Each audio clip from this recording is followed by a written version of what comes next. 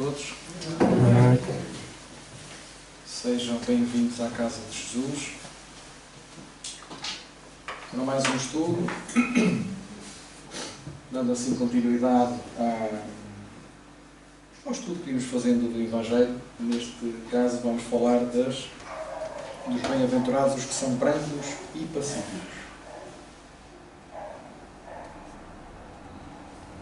Neste capítulo aborda aqui as injúrias e as violências e depois tem as várias comunicações dos nossos amigos espirituais, falando da afabilidade e a doçura, a paciência, a obediência, a resignação e a cólera.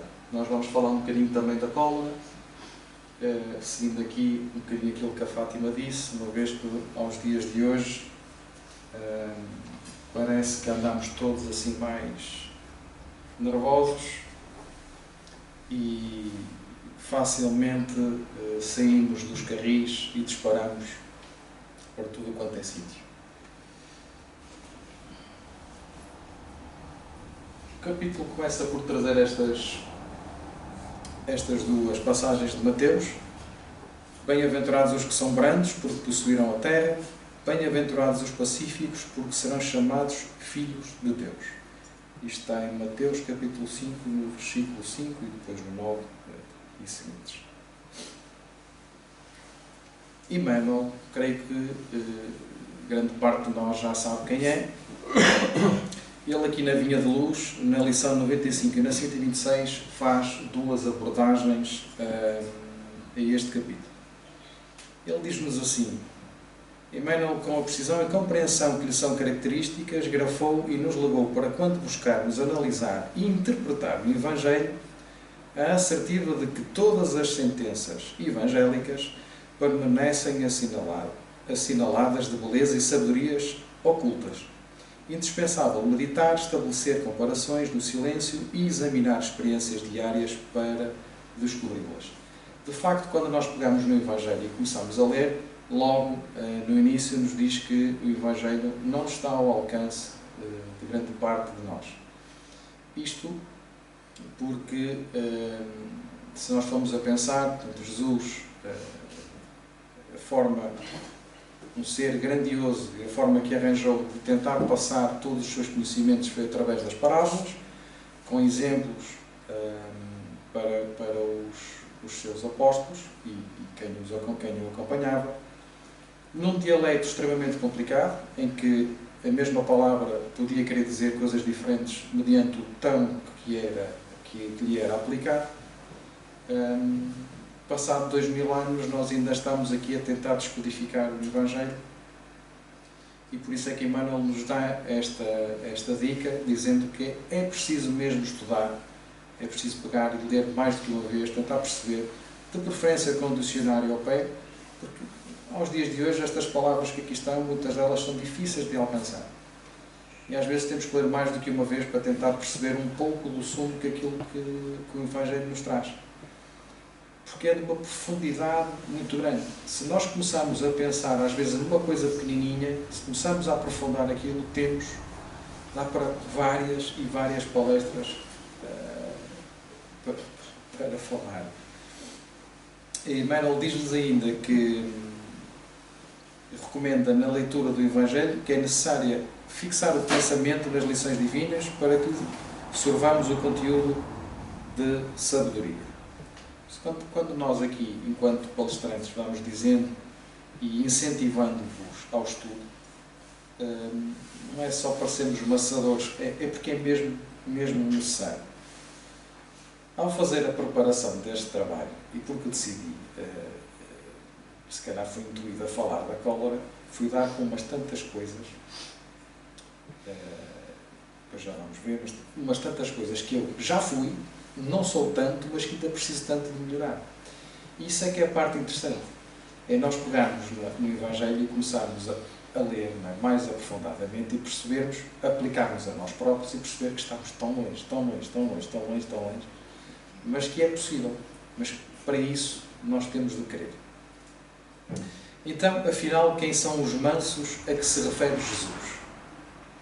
Os mansos são todos aqueles espíritos que aproveitando as várias oportunidades reencarnatórias no planeta Terra, se depuram e evoluíram segundo os ensinamentos do Mestre, ou seja, aqueles que verdadeiramente aprenderam e vivenciaram o amor de Deus e ao próximo. Aqueles que fraternalmente contribuíram para com o desenvolvimento espiritual do planeta. Aqueles que humildemente e com resignação aceitaram e suportaram as suas provas e expiações.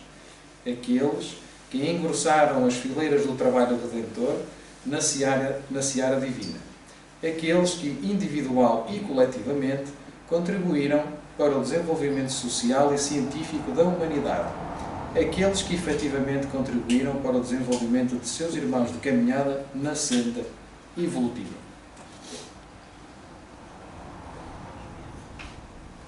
E isto remete-nos para uma questão, se não faço as neiras, para a questão 893, que é: qual a mais meritória de todas as virtudes? E os amigos respondem: toda a virtude tem o seu mérito próprio, porque todas indicam um processo na senda do bem. Há virtudes sempre que há resistência voluntária ao arrastamento dos maus pendores. A sublimidade da virtude, porém, está no sacrifício do interesse pessoal pelo bem do próximo, sem pensamento oculto. A mais meritória é a que assenta na mais desinteressada caridade. Nada vai acontecer sem termos um esforço individual. Nada acontece se nós realmente não nos propusermos a mudar, e é aqui frequentemente também falado na nossa melhoria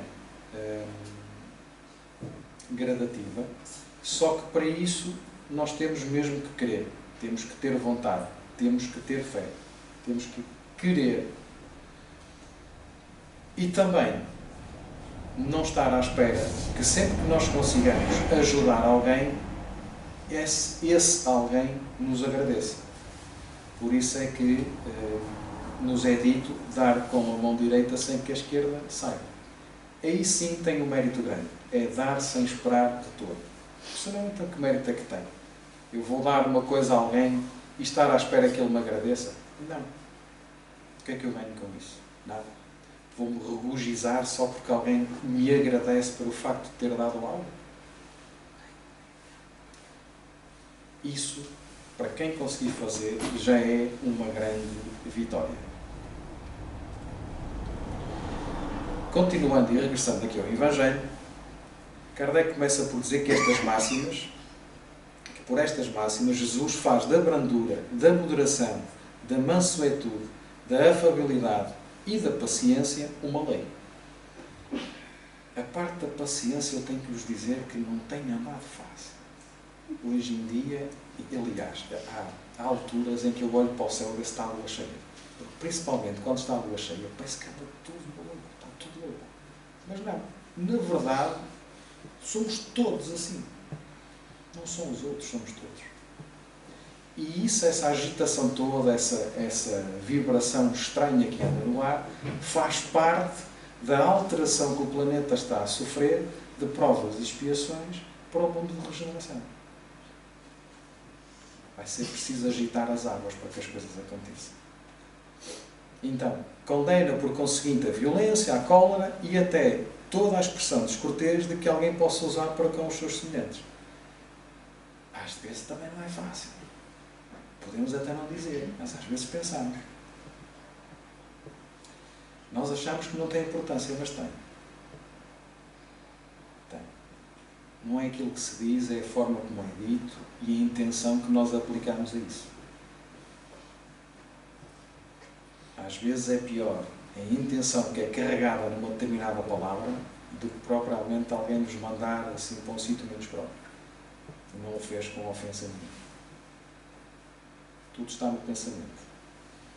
O pensamento ganha forma. E se o outro lado tiver um campo que absorva isso, vai-lhe fazer mal com certeza. Há que vigiar também os nossos pensamentos. Evidente se torna que aqui, como em todas as circunstâncias, a intenção agrava e atenua a falta. Mas em que pode uma simples palavra revestir-se de tanta gravidade que mereça tão severa reprovação? É que toda a palavra ofensiva exprime um sentimento contrário à lei de amor e da caridade, que deve presidir às relações entre os homens e manter entre eles a concórdia e a união. É que constitui um golpe desferido na benevolência recíproca e na fraternidade. É que entretém o ódio e a animosidade. É, enfim, que depois da humildade para com Deus, a caridade para com o próximo é a lei primeira de todo o cristão. Kardec, no ponto 5, diz-nos assim: que quereria Jesus dizer por estas palavras: bem-aventurados os que são brandos, porque possuirão a terra, tendo recomendado aos homens que renunciassem aos bens deste mundo e havendo-lhes prometido os céus? Está aqui uma boa questão. Kardec diz-nos assim: enquanto aguarda os bens do céu, tem o homem necessidade dos da terra para viver. Apenas o que ele lhe recomenda é que não ligue a estes últimos mais importância do que aos primeiros. Isso também é algo que vamos falando aqui com alguma frequência. É verdade que todos nós temos de trabalhar, é verdade que todos nós temos que ganhar dinheiro, porque senão também não comemos, não temos casa, não temos carro, todos aqueles necessários para a nossa vida, por isso é que trabalhamos. Mas não devemos nunca esquecer de onde viemos, para onde vamos e o que é que estamos aqui a fazer. E é esse o alerta que é dado aqui. Importante saber que nós temos um Pai, que Ele nos pode ajudar em múltiplos cenários da nossa vida. Se nós nos distraímos com as coisas mundanas, vamos esquecendo aquilo que é o nosso fio principal condutor e fará com que nós percamos a oportunidade de esta encarnação, deste trabalho que podemos ter feito, que nós vamos fazer. Aqui o nosso amigo José António diz muitas vezes, ou pelo menos dizia muitas vezes, que nós temos muitas montras no decorrer da nossa vida que vamos nos distraindo. E isso atrasa o nosso progresso. Então, por aquelas palavras, quis dizer que até agora os bens da terra são assambarcados pelos violentos, em prejuízo dos que são brandos e pacíficos, que a estes falta muitas vezes o necessário, ao passo que os outros têm o supérfluo. Promete que a justiça lhes será feita, assim na terra como no céu, porque serão chamados filhos de Deus. Quem nunca disse, aqueles que não fazem nada têm tudo, e nós que andamos aqui a esfalfar-nos forte e feio e não temos nada. Toda a gente já pensou isto, com certeza, ou até já comentou com alguém, e é um pensamento que se pode dizer que seja real / sincero. Mas na realidade nós temos aquilo que nós necessitamos nesta encarnação. Se hoje não temos dinheiro, é porque já o tivemos e hoje provamos a falta do mesmo. Se hoje vivemos pior ou não temos casa, é porque se calhar não aproveitamos ou temos que passar por essa provação. Portanto, nada nos é dado que não seja necessário a nossa evolução. E devemos sempre também ter em mente que toda a causa tem um efeito e que, na maior parte das vezes, somos nós próprios que causamos aquilo que passamos agora. Portanto, não foi atribuído só porque se lembraram. Fomos nós. Não foi mais ninguém. Fomos nós. Portanto, nós não somos vítimas. Nós somos os causadores. Aos outros e a nós próprios.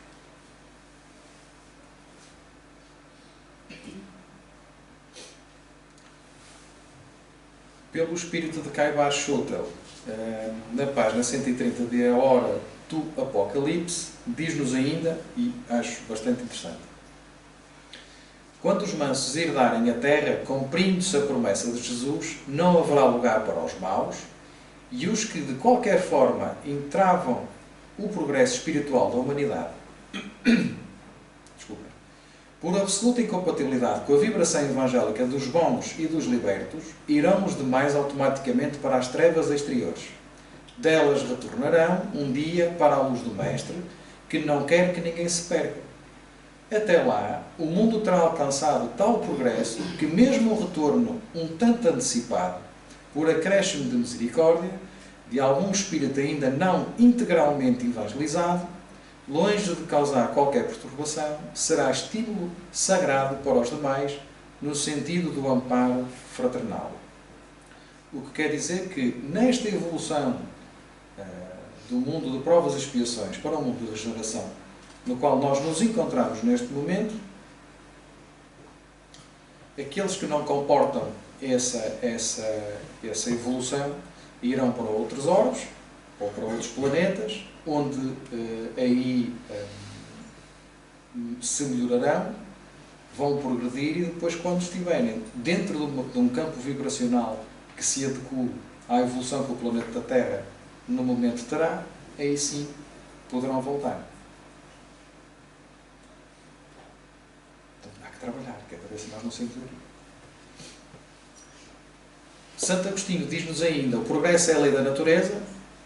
A essa lei todos os seres da criação, animados e inanimados, foram submetidos pela bondade de Deus, que quer que tudo se engrandeça e prospere.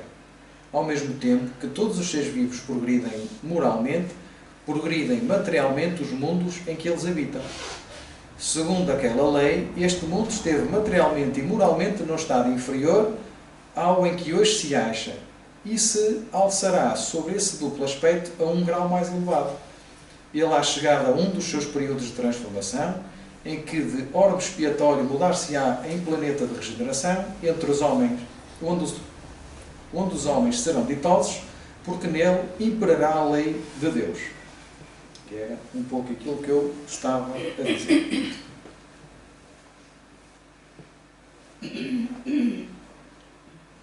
Kardec continua dizendo que a humanidade, quando a humanidade se submeter à lei de amor e de caridade, deixará de haver o egoísmo.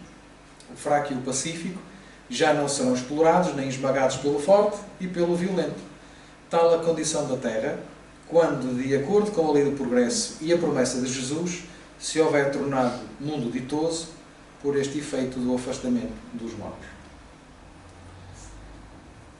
Portanto, nós ainda vamos ter aqui...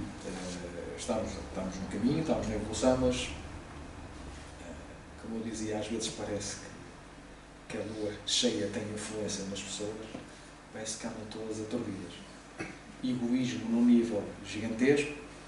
Também já disse aqui umas quantas vezes que o Covid, na minha perspectiva, eu pensei que aquilo ia fazer com que melhorássemos um pouco, e aconteceu, pouco tempo. Porque houve aquela entreajuda inicial do vizinho, coitadinho, era velhinho, portanto não podia sair, então vamos ajudá-lo e tal. E logo a seguir tornámos-nos uns egoístas da pior espécie. E é assim que eu vejo o mundo neste momento. Que as pessoas não querem mesmo, se querem saber deles. Na profissão que tenho, e eles interessam-se é que resolvam o problema deles. Os outros não interessam, nem que estejam lá há mais tempo. Eu quero o meu problema resolvido. E isto não era assim há 20 anos atrás. Parece que nós não evoluímos. Ou será só aquilo que está cá dentro, que andava escondido, está a aparecer agora? Nós vamos envelhecendo e os filtros vão desaparecendo. Começa a aparecer o homem velho, que lá está. Nós vamos crescendo, os nossos pais vão nos educando, vão criando filtros, nós vamos tornando pessoas educadas e serenas, mas chega-se a uma idade em que as pessoas perdem os filtros todos. E nem se dão conta. Não sei se vocês já tinham pensado nisso ou se já se tinham percebido. Pergunta 932 do Livro dos Espíritos. Por que no mundo tão a miúdo a influência dos maus sobrepuja a dos bons? Isto podia-se resolver uma coisa só, tão simples quanto isto. Porque nós queremos. Não fazemos nada para mudar. Há até uma imagem muito engraçada que andou aqui há uns tempos na internet, que era um tabuleiro tipo Monopólio, com uma data de pessoas por baixo a segurar o tabuleiro e dois homens a jogar. Não sei se vocês viram isso. E eles estão só dois, estão ali sossegados. E os outros é que trabalham, eles têm que estar a segurar. Mas se quiserem, eles podem virar o tabuleiro. Só qual é o problema? Falta-nos a vontade. estamos acomodados e não queremos a mudança, e, acima de tudo, falta a fé.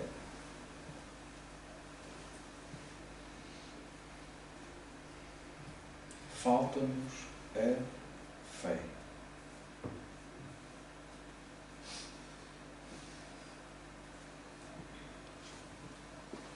E depois dá nisto.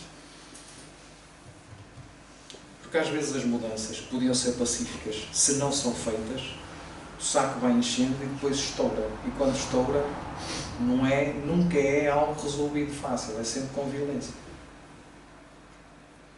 Foi sempre assim. Guerras aconteceram assim. Coisas simples que se tornaram em guerras. Com mortes de milhares de pessoas.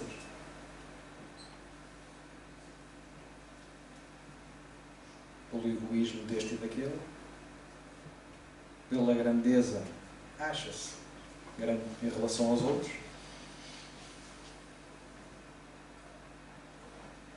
E não é um pouco o que está a acontecer agora?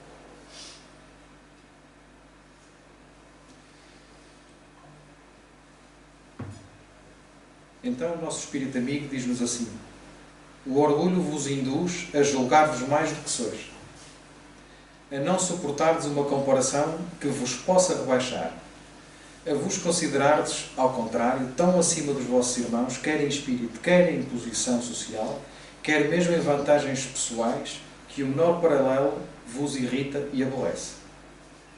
Que sucede então? Entregai-vos à cólera. Pesquisai a origem desses acessos de demência passageira que vos assemelham ao bruto, fazendo-vos perder o sangue frio e a razão. Pesquisai e quase sempre depareis com um orgulho ferido, que é o que vos faz repelir coléricos os mais ponderados conselhos, senão o orgulho ferido por uma contradição.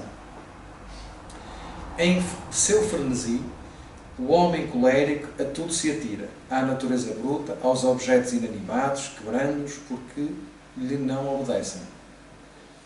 Se nesses momentos pudesse ele observar-se a sangue frio, ou teria medo de si próprio, ou bem ridículo se acharia. Imagine ele por aí que impressão produziria nos outros. Quando não fosse pelo respeito que deve a si mesmo, cumpria-lhe esforçar-se por vencer um pendor que o torna objeto de piedade. Se ponderasse que a cólera a nada remedeia, que lhe altera a saúde e compromete até a vida, reconheceria ser ele próprio a sua primeira vítima.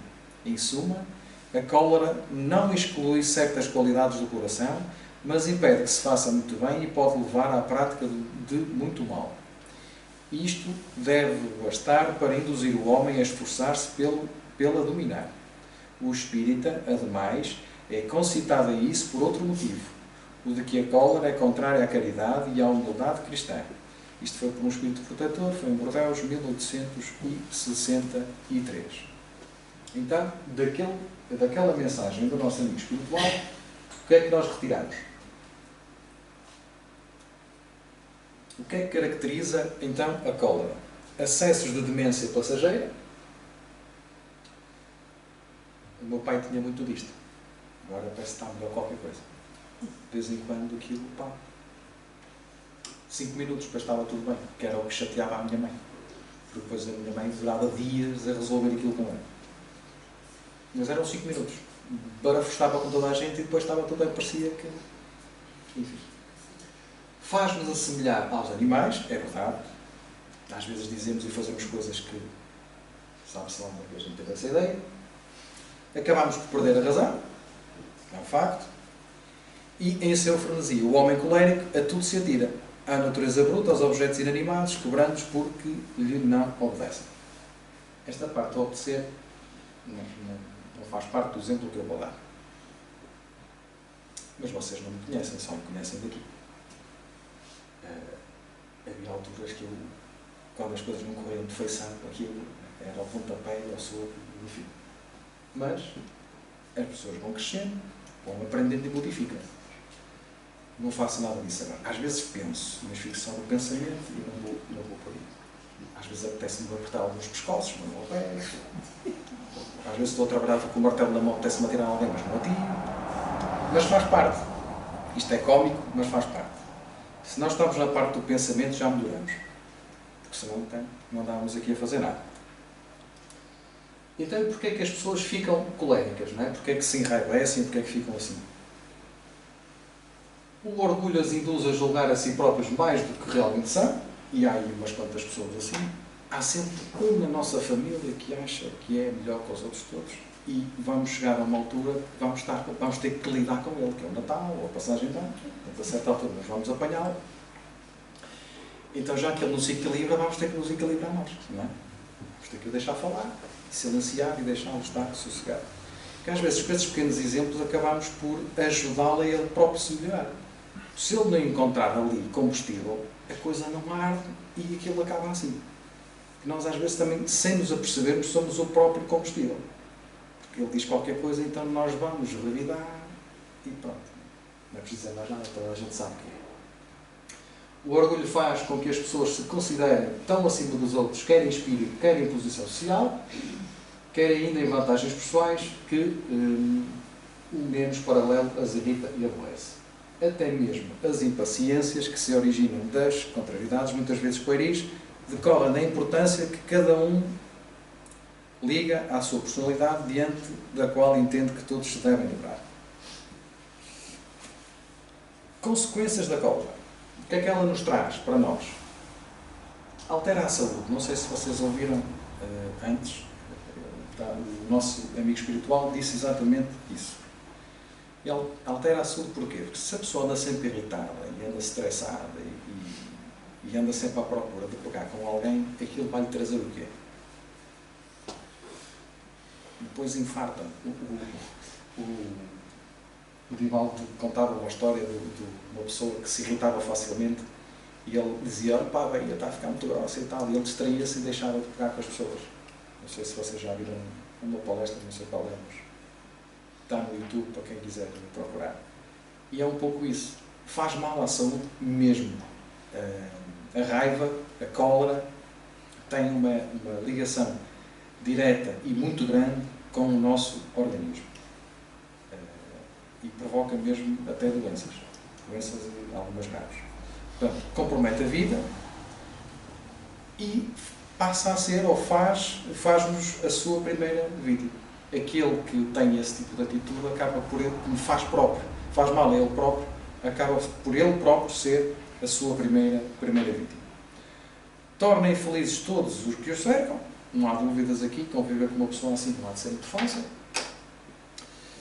E que pensar se num acesso de fúria praticasse um ato que houvesse de deplorar toda a sua vida. Também já vimos casos na televisão, marido mata a mulher com tiros ou facadas ou uma coisa qualquer. Mas depois há sempre o relato do vizinho que diz: mas eles eram tão boas pessoas, nunca os vi discutir, nunca nada. Pois é. Mas um dia o saco enche e depois rebenta e é um problema. É um pouco isto que temos aqui. Pegando naquilo que também ele nos estava a dizer, porque é que nós devemos lutar para não nos enraivecermos, é que a cólera não exclui certas qualidades do coração. A pessoa até pode ter boas intenções, mas se a cólera se prevalecer mais ao resto do seu espírito, o que é que vai acontecer? A prática do bem vai ficar sempre atrás daquilo que ele faz de mal com relação aos outros. Para nós, enquanto aprendizes de espírita, temos ainda uma outra obrigação a esse controle ou a essa mudança moral, que é estes dois bonequinhos assim mais ou menos engraçados. Portanto, nós, espírito do lado esquerdo, o nosso semelhante. Se a cólera existir no espírita, ele até pode ter muitas boas intenções para com o outro, mas será como se fosse uma barreira invisível e não vai conseguir ajudar o próximo. Porquê? Acaba sempre por prevalecer as coisas más. Reflexão sobre isto tudo.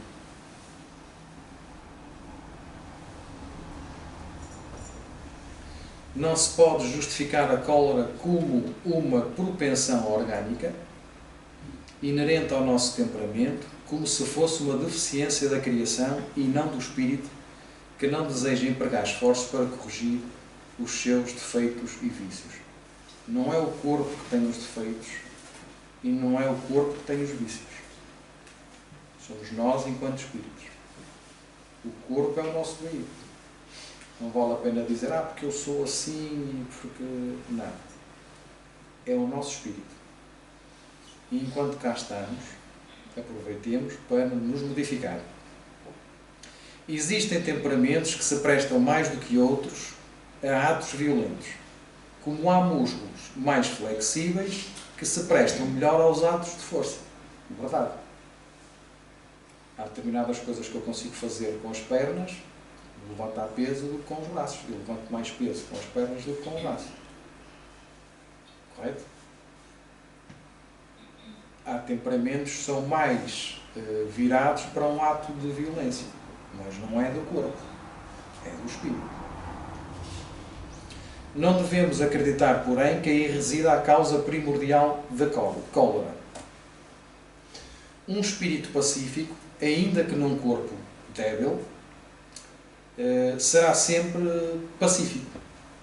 Se ele é pacífico, mesmo que o corpo não permita que ele trabalhe e que possa ajudar os outros nesse ensinamento do ser pacífico e de ajuda, ele será sempre pacífico, porque não é o corpo.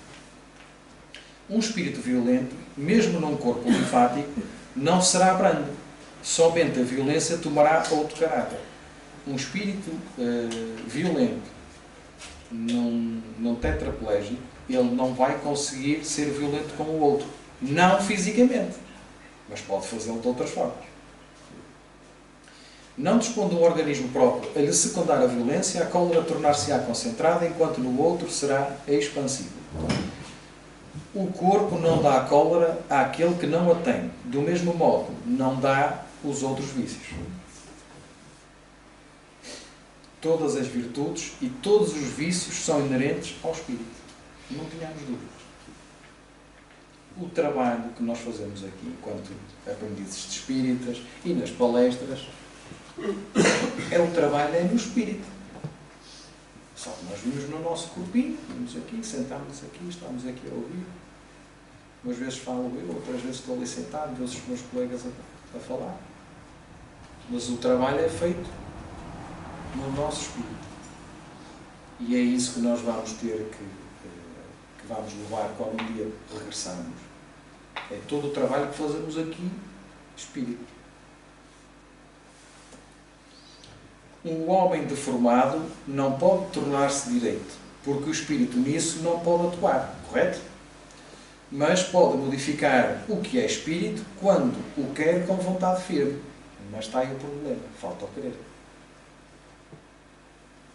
Determinação e vontade fazem o homem combater as suas imperfeições e alcançar o progresso espiritual.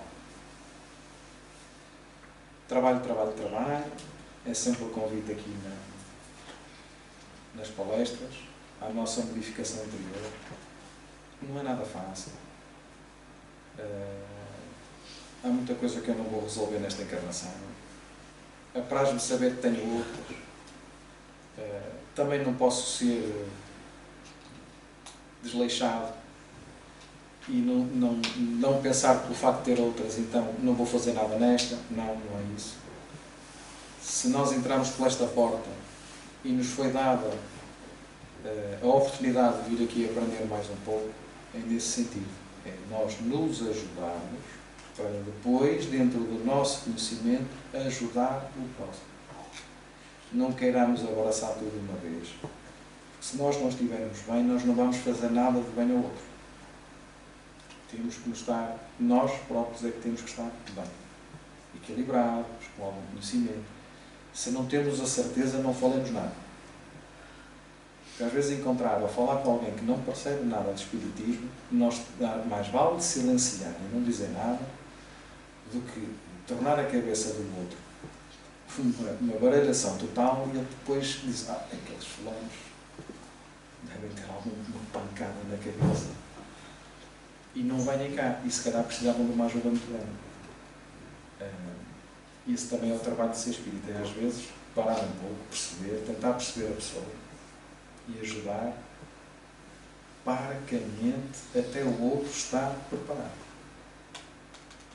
Não há soluções milagrosas aqui, nós não chegamos aqui e ficamos curados. O trabalho é nosso, nós é que temos que trabalhar para isso. Quando um dia nos tornarmos verdadeiros homens de bem, mansos e pacíficos, estamos a um passo mais à frente da nossa evolução intelecto-moral, e é esse o objetivo do Espiritismo. Este era o trabalho de hoje. Abordar um pouco a cobra, porque faz bem e é preciso nos dias de hoje, porque não está fácil. Não está fácil. Se tiverem dúvidas no final, no final dos trabalhos, estejam à vontade. Se eu não souber, depois procuro responder. E vamos preparar para a prece.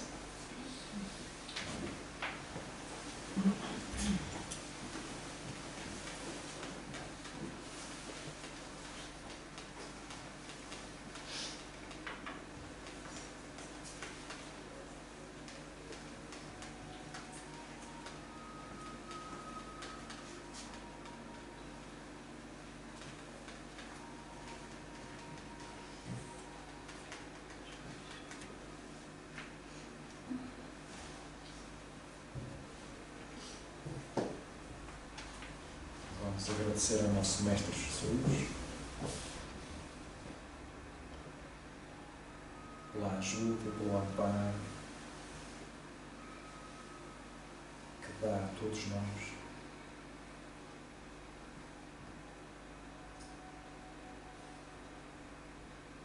A ajuda aos irmãos trabalhadores desta casa.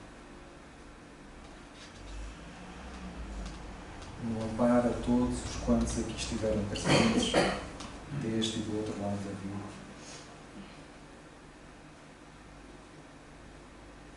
Ajudando aqueles que necessitavam de esclarecimento, do alívio das dores.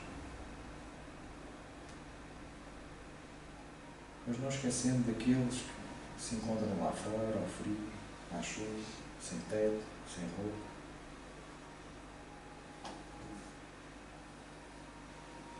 Que se agarram aos jornais, aos cartões. Aqueles que se encontram nos hospitais, sofrendo.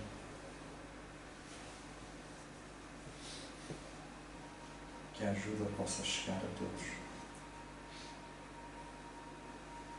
Aos que se encontram em guerra. Que a luz do esclarecimento possa existir.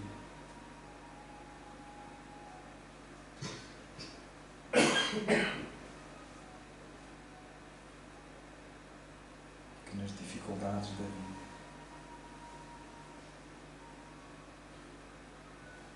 quando achamos que não existe volta,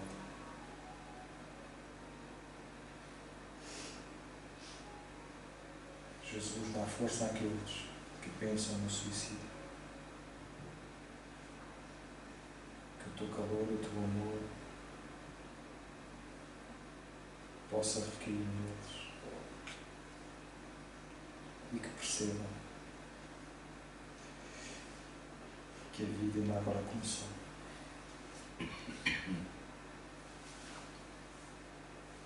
Que não vale a pena. Vale sim lutar. Lutar, Senhor,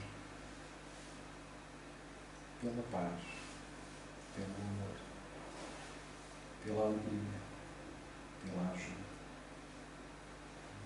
pelo carinho e pela fraternidade ao próximo. Te pedimos, Senhor, que nos possas abraçar no dia de hoje, nos possas acompanhar até aos nossos lares. Clima de paz. E que possamos, Senhor, amanhã ser um pouco melhores do que hoje.